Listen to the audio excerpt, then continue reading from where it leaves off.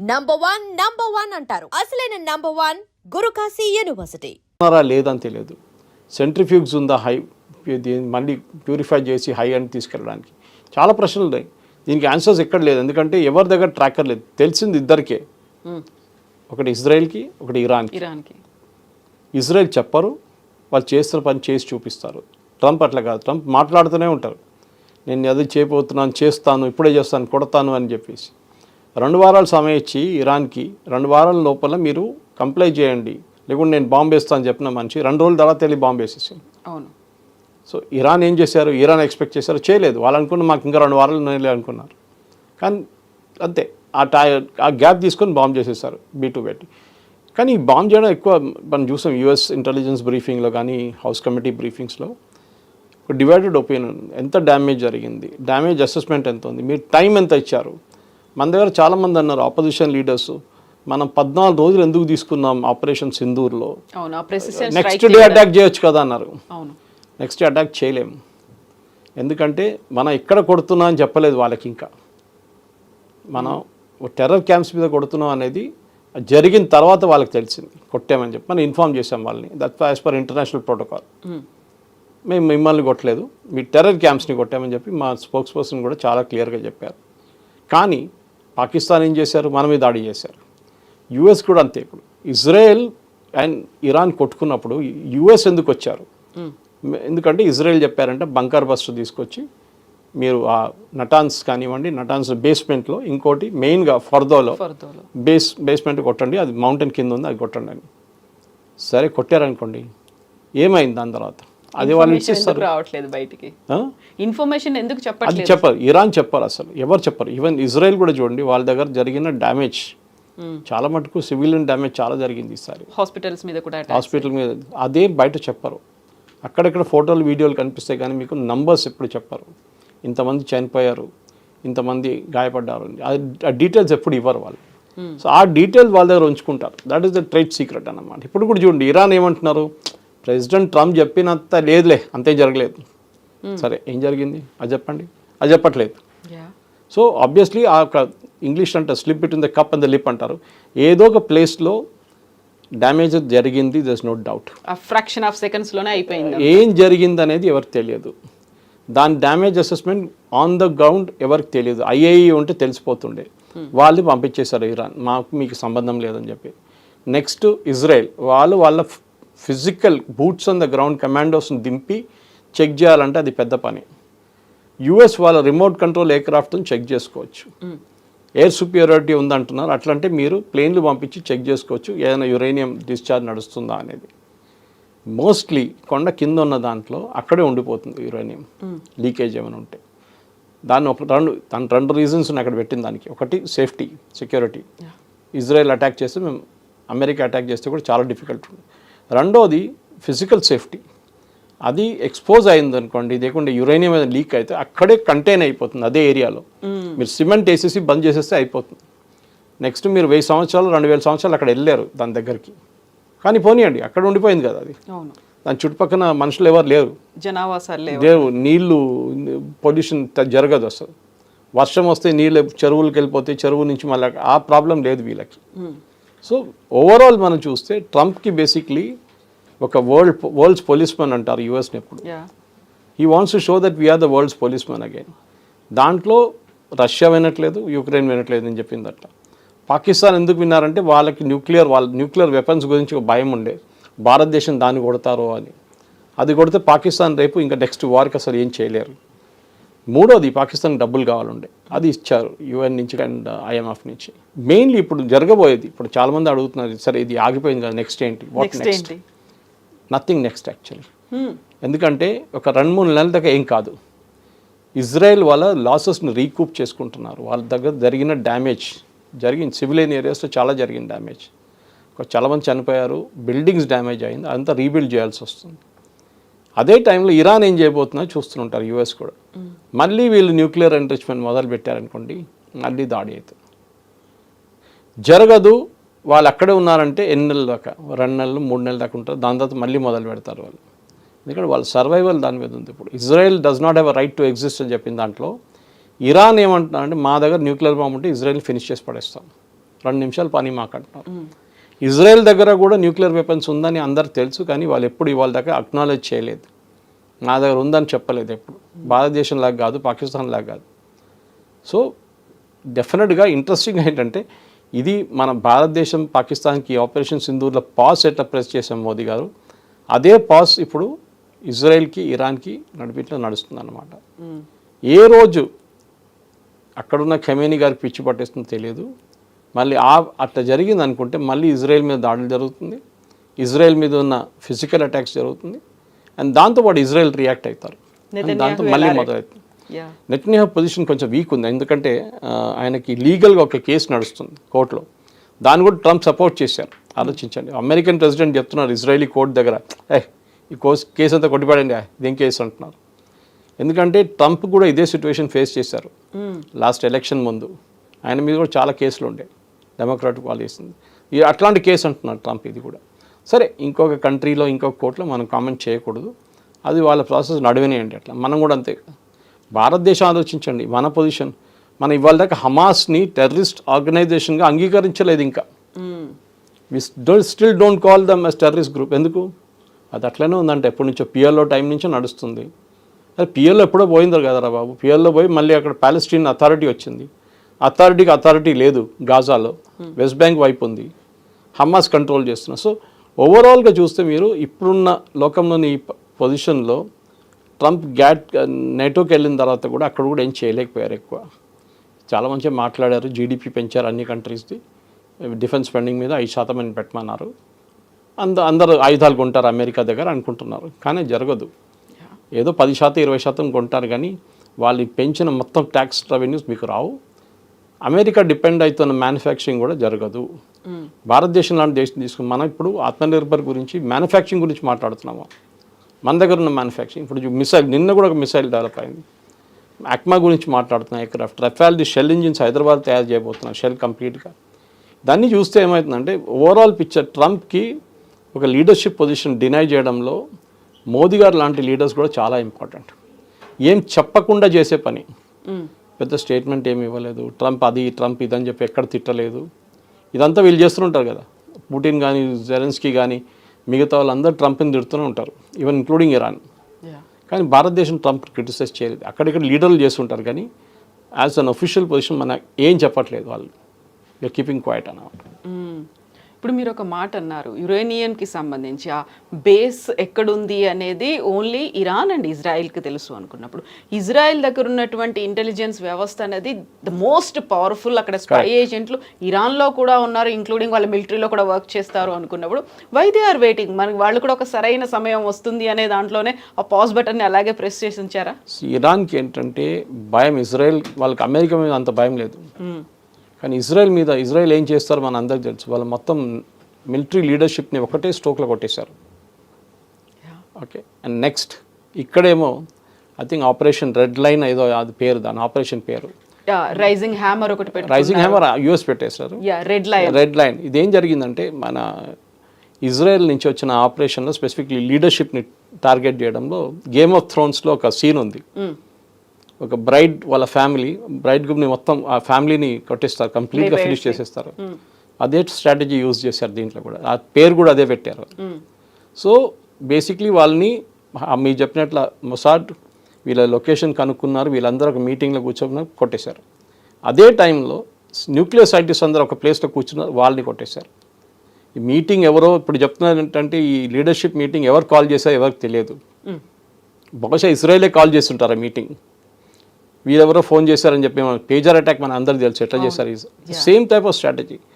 So ఇజ్రాయెల్కి uranium ఎక్కడ ఉందో ఎందుకు తెలుసు అంటే, we have been watching Iran continuously. America అట్లా కాదు, ఇప్పుడు బాంబ్ కొట్టేసారి అయిపోయింది అంతా వెళ్ళి రిలాక్స్ చేసుకుంటున్నారు. ఇజ్రాయెల్ అంటే వాళ్ళకి ఎగ్జిస్టెన్షియల్ థ్రెట్ ఉంది. ఎందుకంటే ఇజ్రాయెల్ లాంటి దేశం ఏమంటున్నారంటే, ఖమేనీ ఏమంటున్నారు, Israel he's no right to exist, Israel ఉండకూడదు.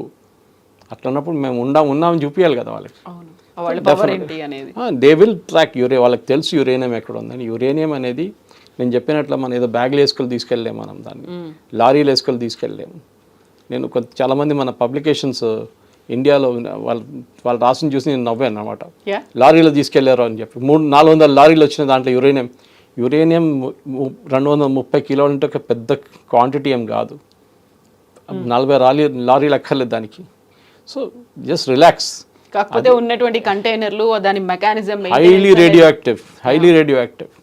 సో దాన్ని ట్రాన్స్పోర్ట్ చేయడంలోనే పెద్ద కేర్ఫుల్ ఉండాలి. అది ఇట్లాంటి పరిస్థితుల్లో ట్రాన్స్ఫర్ చేసినప్పుడు బ్యాడ్ లక్ ఎక్కడైనా ఇజ్రాయెల్ వచ్చి కొట్టారనుకోండి ఈ రోడ్డు మీదే, ఆ చుట్టుపక్కల ఉన్న 500, 600, 1000 కిలోమీటర్లు ఎవరు ఉండలేరు మళ్ళీ. So nobody will take that risk.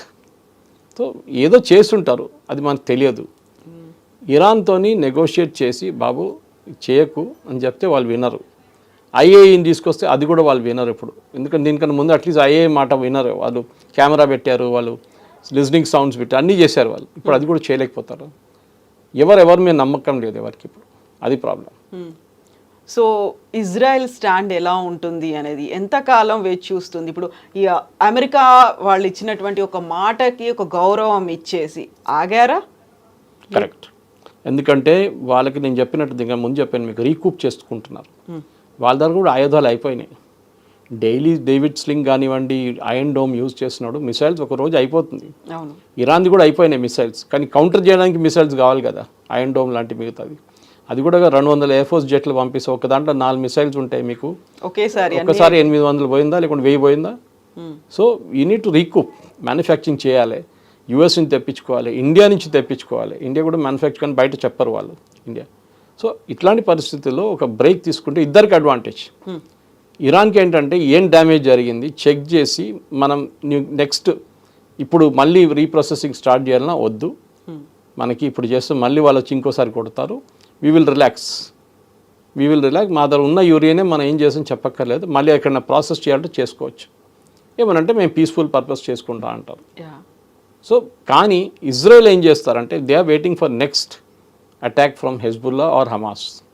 ఒక పెద్ద అటాక్ జరిగిందనుకోండి, ఆ ఎక్స్క్యూజ్ తీసుకొని వాళ్ళు ఇరాన్ని కొడతారు. కానీ ట్రంప్ ఉన్నదాకా, ఇప్పుడు ట్రంప్ అట్లీస్ట్ నెక్స్ట్ 6 నెలల దాకా పక్కా ఉంటారు కదా, ఎట్లయినా 4 సంవత్సరాలు ఉంది ఇంకా ఆయనకి. కానీ ట్రంప్ ఇజ్రాయెల్ మీద ఉన్న పట్టు ఎంత ఉందని తెలిసిపోతుంది దీంతో. చాలా మటుకు కొంచెం వీకెన్ అయింది అది. ఇజ్రాయెల్ అనౌన్స్ చేసిన తర్వాత కూడా వాళ్ళు 200 ఎకరాలు మళ్ళీ పంపించారు ఇరాన్కి బాంబ్ చేయడానికి. ట్రంప్కి ఆల్మోస్ట్ పిచ్చి పట్టేస్తుంది. Use the very bad language, F language use చేశారు ఆయన. They don't know what the hell they are doing అని చెప్పేశారు ఆయన. సో ఆ పరిస్థితికి వచ్చేస్తుంది. అంటే నా మాట వినట్లేదు వీరెవరు, ఏంటిది అని. సో ఇజ్రాయెల్ కూడా దే ఆర్ వెయిటింగ్. రేపు ఇరాన్ ఏం అనౌన్స్ చేస్తారంటే మా యురేనియం ప్రొడక్షన్ మళ్ళీ మొదలు పెడతామంటే అప్పుడు అమెరికా ప్యానిక్ అవుతుంది. మళ్ళీ ఇరాన్ దగ్గర వెళ్ళి ఇజ్రాయెల్ దగ్గర వెళ్ళి ఏం చెప్తారంటే మీరు కొట్టండి, మీరు ఏం కావాలంటే చేసుకోండి, ఎందుకంటే సీజ్ ఫైర్ వైలేట్ అయిందని చెప్పేసి. దానికి వెయిట్ చేస్తాం. ఒక మిసైల్ ఎక్కడ పోయింది అనుకోండి, ఒక మిసైల్ ఇక్కడ వస్తే సీజ్ ఫైర్ ఇస్ అవుట్, మళ్ళీ యుద్ధం మొదలు కావు. కానీ దానికి కొంచెం రీకూప్ చేసుకొని వీళ్ళ ఎయిర్ ఫోర్స్ పైలట్స్ కానివ్వండి మిగతా అందరికి రెస్ట్ ఇచ్చి 2-3 వారాలు రెస్ట్ తీసుకొని మళ్ళీ వచ్చి కొట్టడం ఉంటుంది. ఎందుకంటే హిస్టరీ నుంచి 1948 నుంచి ఈ యుద్ధం నడుస్తుంది. అప్పుడు ఈజిప్ట్, జార్డన్, లెబనాన్ అందరు కలిసి అటాక్ చేశారు, ఇజ్రాయెల్ మీద దాడి చేశారు. ఇప్పుడు ఇరాన్ దాడి చేశారు, ఇరాన్ ప్రాక్సీస్ దాడి చేస్తున్నారు. సో నెక్స్ట్ సిచ్యువేషన్కి రావడానికి Israel is waiting for one small mistake from Iran. అది చెప్పగానే వాళ్ళు చెప్పేస్తారు ట్రంప్కి, చూడండి వాళ్ళు యురేనియం ఇక్కడ పెట్టుకున్నారు, వాళ్ళు ప్రాసెస్ చేస్తున్నారు, మీరేం చెప్తారంటే వెళ్ళి కొట్టేశారా బాబు నాకు తెలియదు అని చెప్పేస్తారు. బికాస్ ప్రెసిడెంట్ ట్రంప్కి ఏంటంటే ఆయన ఒక పీస్ మేకర్గా చూపిస్తున్నారు ఆయన్ని. కానీ ఆయనే B2 పంపించింది కదా బాంబు చేయడానికి. బాంబులు వేసిన తర్వాత ఈ హిందీలు అంటారు బిల్లి సౌ చూవే కాకే హచ్కోగాయని. పిల్లి ఒక 100 ఎలకలు తినేసి మళ్ళీ హజ్కి వెళ్ళిందంట. అట్లా ఆ పరిస్థితి ఇది. సో డెఫినెట్గా ఒక ట్రంప్ చేసిన తప్పులు ఉన్నాయి, చాలా ఉన్నాయి, మిస్టేక్స్, స్ట్రాటజిక్ మిస్టేక్స్ చాలా ఉన్నాయి. B2 యూజ్ చేయాలన్నా వద్దా, మీరు మీకు మొత్తం డెస్ట్రాయ్ చేయకపోతే మీరు ఎందుకు సెకండ్ ట్రిప్ ఎందుకు వెళ్ళలేదు ఇంకోసారి? ఇద్దరు ఇన్ని B2 బాంబర్స్ ఉంది కదా, సెకండ్ వేవ్ ఎందుకు కొట్టలేదు? సెకండ్ వేవ్ కొడితే మళ్ళీ మొత్తం అది డెస్ట్రాయ్ అయిపోయి ఉంటుందా? లేకుంటే ఇజ్రాయెల్ దగ్గర ఉన్న ఆయుధాలు వాళ్ళు ఎందుకు వాడట్లేదు? వాళ్ళ దగ్గర ఉన్న ఆయుధాలు కూడా వాడచ్చు, కానీ వాళ్ళు ఆపేసుకున్నారు. మేబీ నెక్స్ట్ రౌండ్లో కొడదామని చెప్పేసి బహుశా జరగచ్చు కూడా. ఇప్పుడు ఫస్ట్ ట్రంప్ మళ్ళీ సెకండ్ టర్మ్లోకి రాగానే చేసిన పని రష్యా అండ్ ఉక్రెయిన్ మధ్య దాంట్లో ఒక డిస్కషన్ అనేది తీసుకొచ్చారు. ఇద్దరు పట్టించుకోలేదు, వినలేదు. ఈవెన్ వైట్ హౌస్కి జెలెన్స్కీని పిలిచారు, కేర్ నాట్ అన్నట్టుగా ఆయన ఉన్నాడు. ఆ తర్వాత మన పాకిస్తాన్ ఆపరేషన్ సింధూరు దీని గురించి మాట్లాడారు. ఆ తర్వాత ఇరాన్ ఇజ్రాయెల్ అయింది. సో ఇక్కడ కూడా ఒక పాజ్ బటన్ లాంటిది ప్రెస్ చేసి ఉంచారు. ఆ తర్వాత ఇంకోటి ఏదో అవబోతుందా మళ్ళీ, are they waiting for that? అలా అనిపిస్తోంది కదా. అమెరికా వెయిట్ చేస్తున్నారండి, కానీ అమెరికాకి ఇంకా యుద్ధాలంటే ఇంకా కొత్త ఏదైనా యుద్ధం తయారు చేయాల్సి వస్తుంది. అది ఎక్కడ లేదు ఇప్పుడు, ఎందుకంటే ఆఫ్రికాలో ఎక్కడో నడుస్తుంది, రువాండా గివాండా అంతా నడుస్తుంది, కానీ పెద్ద వార్ ఎక్కడ లేదు. రిజీమ్ చేంజ్లు ఉన్నాయి కొన్ని. మయన్మార్లో చేపిస్తున్నారు, అది జరగబోతుంది నెక్స్ట్ 6 monthsలో. మయన్మార్లో మోస్ట్లీ మిలిటరీ వాళ్ళ ఒక నడుస్తుంది, మిలిటరీలోనే కొట్టుకుంటారు కొంచెం. ఆఫ్ఘనిస్తాన్ కొంచెం ట్రై చేస్తున్నా కానీ అక్కడ ఏం జరగట్లేదు వాళ్ళతోని, అమెరికాతోని. ఇరాక్లో కూడా ఏం లేదు, లిబియాలో లేదు, చెప్పినట్లు ఎక్కడ లేదు. సో అక్కడ మిగిలింది ఒక్కటే ఏంటంటే ఇరాన్ ఒకటి ఆ ఏరియాలో, ఇంకోటి లెబనన్లో అయితే ఇప్పుడు పీస్ఫుల్గానే ఉన్నారు, వాళ్ళ ప్రాబ్లం లేదు వాళ్ళతోని. లోకంలో మొత్తం మీరు కంప్లీట్గా చూస్తే పొలిటికల్గా అన్స్టేబుల్గా ఉన్న రీజన్ మిడిల్ ఈస్ట్ ఒకటే. కానీ ఇప్పుడు అది కూడా ఈ సీజ్ ఫైర్తో అది కూడా కూల్ అయిపోయింది. ట్రంప్కి ఇంకా కొత్తది ఏదైనా తయారు చేయాలంటే ఏదో కొత్త డ్రామా చేయాల్సి వస్తుంది. నేనైతే ఐ కెనాట్ గెస్ ఏం చేయబోతున్నారని, కానీ ఏదైనా గేమ్ ఉంటుంది. ట్రంప్కి అది చేయకుండా ఆయనకి నెక్స్ట్ ఎలక్షన్ లేదనుకోండి, అది డిఫరెంట్ థింగ్. కానీ డెమోక్రాట్ పార్టీకి ఒక పెద్ద ఛాలెంజ్ ఉంటుంది, ఎందుకంటే వాళ్ళు ట్రంప్ని కిందకి దింపాలంటే, అట్లీస్ట్ రిపబ్లిక్స్ని కిందకి దింపాలంటే ట్రంప్ని కొంచెం కంప్లీట్గా ఒక ఫెయిలియర్గా చూపించాల్సి వస్తుంది. అది జరుగుతుందా లేదా అని మనం చూడాల్సిందే. ఈ వార్తోని, ఈ యుద్ధంతో తెలిసిపోయింది ఒకటి ఏంటంటే, అక్కడ ఒక టర్మ్ వచ్చింది, టాక్కో అంటారు యూఎస్లో. ట్రంప్ ఆల్వేస్ చికెన్స్ అవుట్ అంటే ఏదైనా ప్రాబ్లం వస్తే ట్రంప్ విత్డ్రా చేసుకుంటారని. అది కానీ ఈసారి ఎందుకు జరిగింది ఎక్స్ప్లెనేషన్ అడగాల్సింది యుఎస్ కాంగ్రెస్లో. ఆల్రెడీ అడుగుతున్నారు డెమోక్రాట్స్ వాళ్ళు, ఎందుకు జరిగింది, ఎందుకు బీటీలు పంపించారు, ఎందుకు ఇమీడియట్గా సీజ్ ఫైర్ అనౌన్స్ చేశారు, ఎందుకు ఇజ్రాయెల్ ఇరాన్ దగ్గర చెక్ చేయకుండా సీజ్ ఫైర్ అనౌన్స్ చేశారు. మన దగ్గర కూడా అంతే చెప్పారు కదా, భారత్ పాకిస్తాన్ చేసుకుంటా అని చెప్పారు. మనకే తెలియదు ఏం నడుస్తుంది అనేది. సో ట్రంప్కి ఏంటంటే ఇన్ ద న్యూస్ ఉండాలి ఆయన, కానీ ఆయన అక్కడున్న లీగల్ ప్రాబ్లమ్స్ చాలా ఉన్నాయి. అక్కడ కోర్టుల కేసులు మస్తు నడుస్తున్నాయి, కాలేజెస్ కానివ్వండి, సిటిజన్షిప్ గురించి కానివ్వండి, ఐస్ గురించి కానివ్వండి, చాలా నడుస్తున్నాయి అక్కడ ప్రాబ్లమ్స్. అది ముందు సార్ట్అవుట్ చేసుకున్న తర్వాత లోకంలో ఉన్న మిగతా ప్రాబ్లమ్ తర్వాత సార్ట్అవుట్ చేసుకోవచ్చు. ఆల్రెడీ మిడిల్ ఈస్ట్ని ఒక అత్యంత ప్రమాదకరమైనటువంటి ప్రాంతంగా ట్రంప్ ముందు నుంచి చెప్తూ వస్తున్నారు. అక్కడ ఉన్న వాళ్ళని ఎవాక్యుయేట్ చేస్తాము, ఇలాంటివన్నీ కూడా చెప్తూ వస్తున్నప్పుడు, సో ఇప్పుడు మిడిల్ ఈస్ట్ మీద ఫోకస్ పెట్టుకుంటారా, లేకుంటే ప్రపంచవ్యాప్తంగానా, అమెరికానా? మిడిల్ ఈస్ట్ ఇప్పుడు లేదు, అక్కర్లేదు. Middle east is quite. ఇప్పుడు ఇరాన్ ప్రాబ్లం ఒకటే ఉండే, అది సార్ట్అవుట్ అయిపోయింది. హూతీలు మాట్లాడలేదు, హమాస్ ఎక్కువ గొడవ లేదు, హమాస్ ఇజ్రాయెల్ చూసుకుంటున్నారు. ఇటువైపు ఏమో లెబనాన్ అబ్సల్యూట్లీ క్వైట్ అయిపోయారు, అంటే హెజ్బుల్లా క్వైట్ అయిపోయారు. అక్కడ ప్రాబ్లం ఏం లేదు మిడిల్ ఈస్ట్లో. ఇప్పుడు ప్రాబ్లం రాబోతుందంటే ఎకనామిక్ ఫ్రంట్లో రాబోతుంది ట్రంప్కి. ఇది కాదు, not on the war front, economic front. Russia Ukraine ఎప్పుడు ఆపుతారని అది మనం చెప్పలేము, ఎప్పుడు ఆపుతారని. అది వాళ్ళు మొత్తం ఇద్దరు టైర్డ్ అయిపోయినప్పుడు ఆపేస్తారు. ఇప్పటికైతే ఇద్దరు కొట్టుకుంటున్నారు, వీళ్ళు ఆయుధాలు ఇస్తున్నారు మన నేటో, అది జెలెన్స్కీ వాడుకుంటున్నారు. ఇటువైపు ఏమో రష్యా ఇంకా ప్రొడక్షన్ ఎక్కువ చేస్తున్నారు, వాళ్ళు ఇంకా దాడి చేస్తున్నారు. ఇప్పుడు ఎక్కడ ఆగుతుందో, ఇదో ఫుట్బాల్ గేమ్ దాకా టైమ్అవుట్ ఉంటుందో లేదో మనకు తెలియదు దీనికి. సో డెఫినెట్గా Trump next time Russia Ukraine ఉంటుంది, కానీ అంత ఈజీ కాదు. అది సార్ట్అవుట్ చేయాలంటే చాలా ప్రాబ్లమ్స్ ఉన్నాయి దాంట్లో. మెయిన్లీ ఏంటంటే జెలెన్స్కీ ఈ వార్ నుంచి విత్డ్రా చేసుకుంటే, సీజ్ ఫైర్ పెట్టుకుంటే జెలెన్స్కీ పొజిషన్ వీక్ అయిపోతుంది యుక్రెయిన్లో. పుటిన్కి ఏ ప్రాబ్లం లేదు, పుటిన్ ఆటోక్రాటిక్ రూలర్, ఆయన ఉంటాడు ఇంకా 10 సంవత్సరాలు కంటూ ఉంటాడు ఇంకా. కానీ జెలెన్స్కీ చెప్పలేము, అది పెద్ద ప్రాబ్లం అనమాట. సో ట్రంప్ సపోర్ట్ చేస్తాడా లేదా అని చూస్తే ఎస్ సపోర్ట్ చేస్తారు, ఎందుకంటే ఒక మినరల్స్ డీల్ చేసుకున్నారు. ఆ మినరల్స్ కావాలి, అక్కడి నుంచి రేర్ ఎర్త్స్ కావాలి, దానికి జెలెన్స్కీని వాడుకుంటారు. అయిపోయిన తర్వాత జెలెన్స్కీతో ఏం చేస్తారో మనం ఏం చెప్పలేము. సో ఇప్పుడు అల్టిమేట్గా మనం ఏ ఒక్క నోబెల్ ప్రైజ్ గురించి ఇంతలా చూడలేదు, ఇంతలా కూడా మాట్లాడుకోలేదు. నోబెల్ పీస్ ప్రైజ్ అనగానే డొనాల్డ్ ట్రంప్ చూస్తున్నారు అనేది, ఒక రికమెండేషన్ లెటర్స్ ఇవన్నీ వెళ్ళిన తర్వాత వాట్ హ్యాపెన్స్, మొత్తం అల్టిమేట్గా ఫైనల్గా ఎవరి పేరు వస్తుంది అనుకుంటున్నారు? స్వీడిష్ అంత ఈజీగా తీసుకోరండి దీన్ని, అంత వాళ్ళు ఎవరు రికమెండేషన్ పట్టించుకోరు. ఆయన నుంచి రాసిస్తాను మీకు, it will be very surprising decision. ట్రంప్కే తర్వాత అంటే నేను ఎప్పుడు అడగలేదు, ఎవరన్నారు నేను అడిగానని చెప్పి నోబెల్ ప్రైజ్, నేను అప్పుడు అడగలేదు కదా, ఎవరు చెప్పారు నాకు ఇస్తారని చెప్పలేదు కదా అంటారు. తర్వాత ఇంగ్లీష్లో సార్ గ్రేప్స్ అంటారు, దొరకకపోతే తర్వాత దాన్ని అయ్యే ఎవరు కావాలి అదంతా అంటారు. అది ఆ పరిస్థితికి ట్రంప్ వచ్చేస్తారు. రియాలిటీ చెక్ అనేది ఒక 6 నెలల్లో వచ్చేస్తుంది ట్రంప్కి డెఫినెట్గా. సో అప్పటి